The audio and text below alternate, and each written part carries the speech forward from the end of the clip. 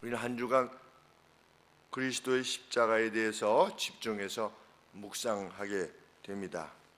십자가는 우리에게 과연 무엇인가?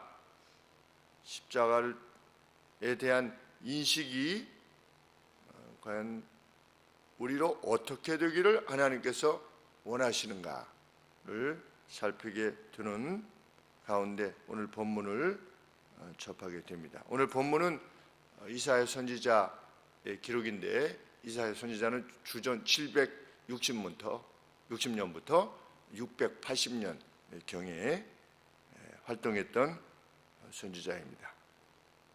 그래서 이사야 선지자는 북이스라엘의 멸망을 보았고, 또 남쪽 그 유다의 죄악으로 말미암는 멸망도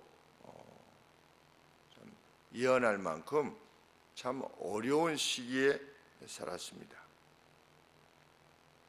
하나님께서는 이사야 선지자의 기록을 통해서 하나님의 어떠하심을, 특별히 자기 백성에 대한 하나님의 뜻이 어떤 것인가를 명백히 밝히기를 원하셨습니다.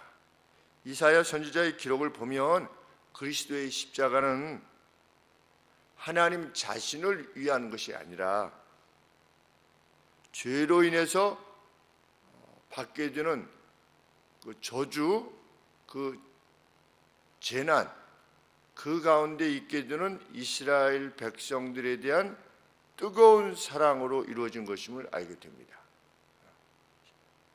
하나님은 자기 백성이 괴로움 당하는 것을 견딜 수 없어 하시는 분이시다.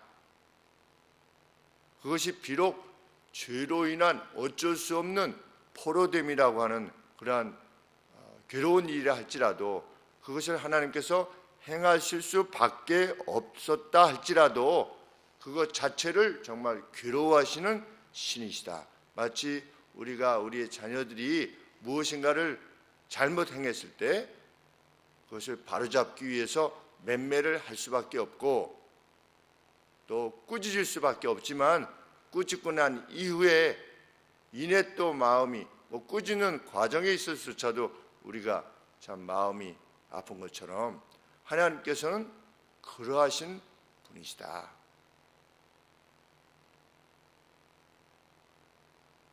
그래서 하나님께서는 북이스라엘도 망할 것이고 남유다도 망할 것이다.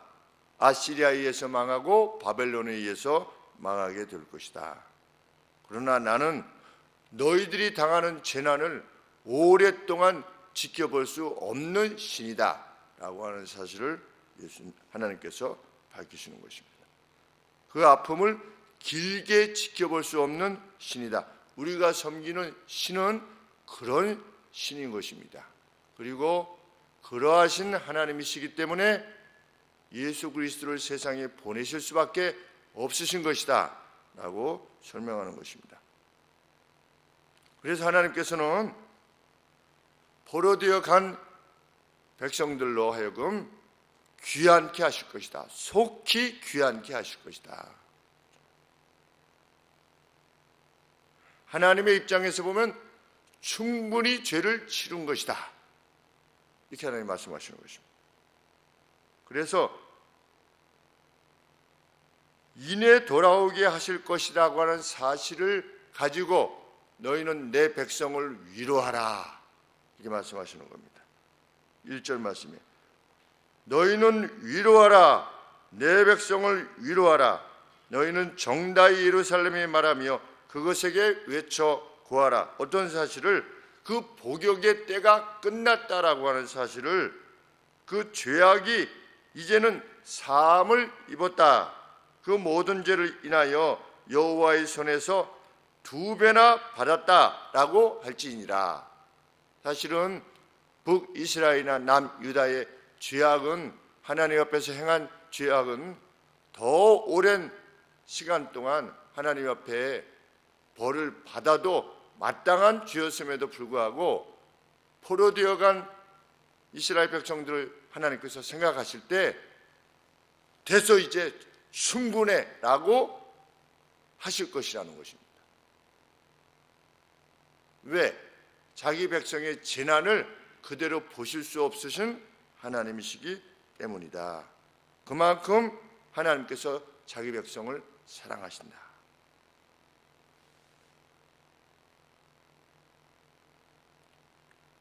그런데 우리는 어떻게 이 하나님의 사랑을 예수님의 십자가와 관계에서 말할 수 있는 것인가? 3, 4절의 내용이 세례 요한과 관계되어진 내용이기 때문입니다. 너희는 광야에서 여호와의 길을 예비하라. 사막에서 우리 하나님의 대로를 평탄케 하라. 골짜기마다 왕이 오시려면 이 골짜기 같은 것이 이렇게 돋아서 우리 대로를 낼 때, 하이웨이를 길에 낼 때 낮은 곳은 이렇게 돋아서 길을 평지로 만들고, 또 높은 곳은 또 언덕 같은 데는 또 불도저로 막 밀어가지고 낮추지 않습니까? 바로 그런 표현입니다.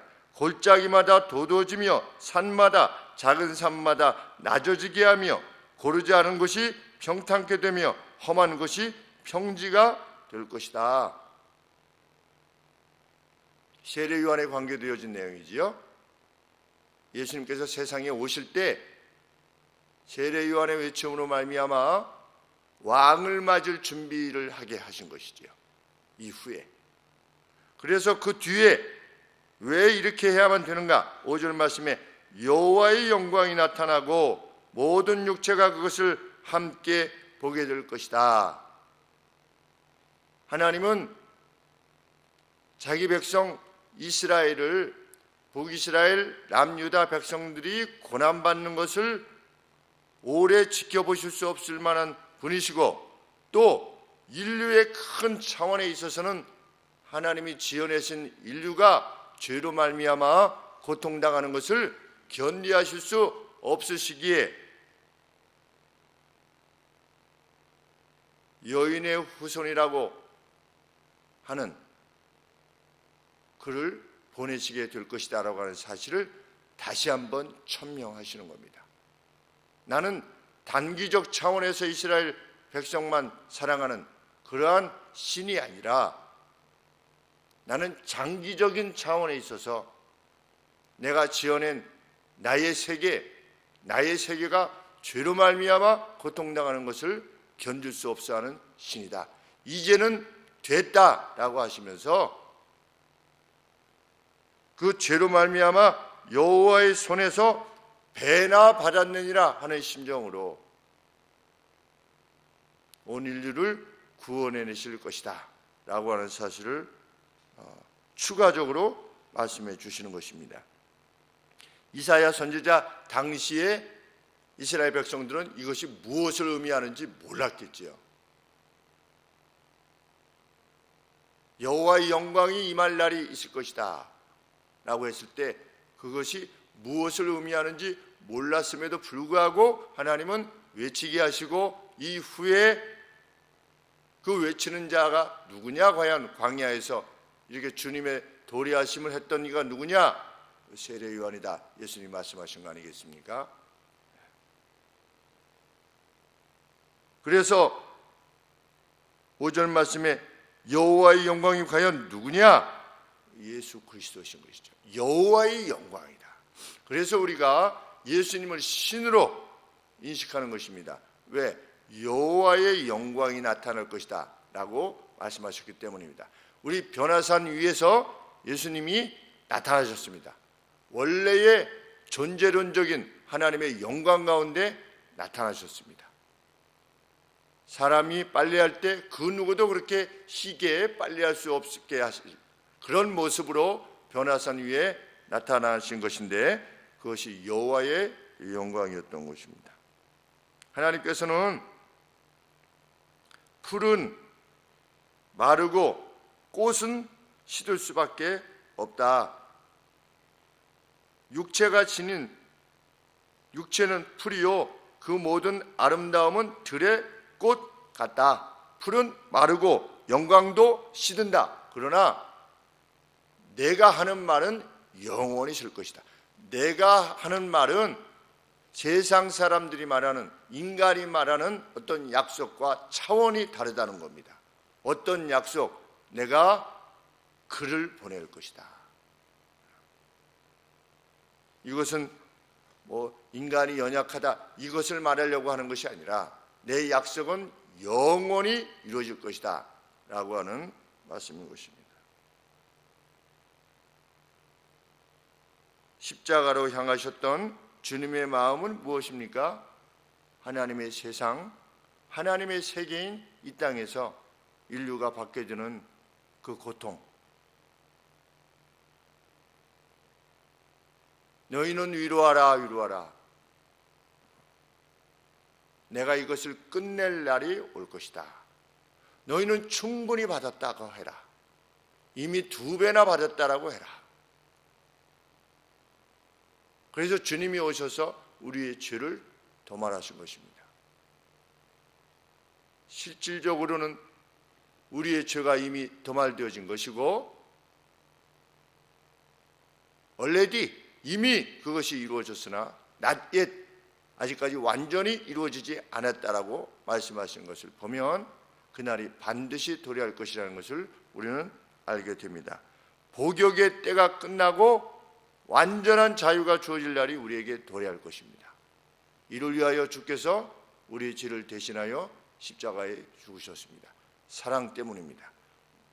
십자가를 통해서 하나님께서 우리에게 지니게 하시고자 하는 믿음은 무엇입니까? 나는 너희를 지극히 사랑한다. 내 아들을 희생시킬 만큼, 너희를 위해서 내 아들을 희생시킬 만큼 너희를 지극히 사랑한다. 복역의 때가 끝날 날이 반드시 도래할 것이다. 그 믿음을 지니기를 원하시며 그 믿음으로 말미암는 평강을 누리게 되기를 원하시며 그 하나님 나라의 백성에 합당한 삶을 살기를 하나님께서는 기꺼워하시니라 믿습니다. 정말 그리스도께서 그렇게 그런 심령으로 십자가를 향해서 나아가게 되신 것처럼 저희들도 그리스도의 자녀요 그리스도의 백성으로서 또 그렇게 나아가기를 기꺼워하는 모두가 되기를 소원하는 것입니다.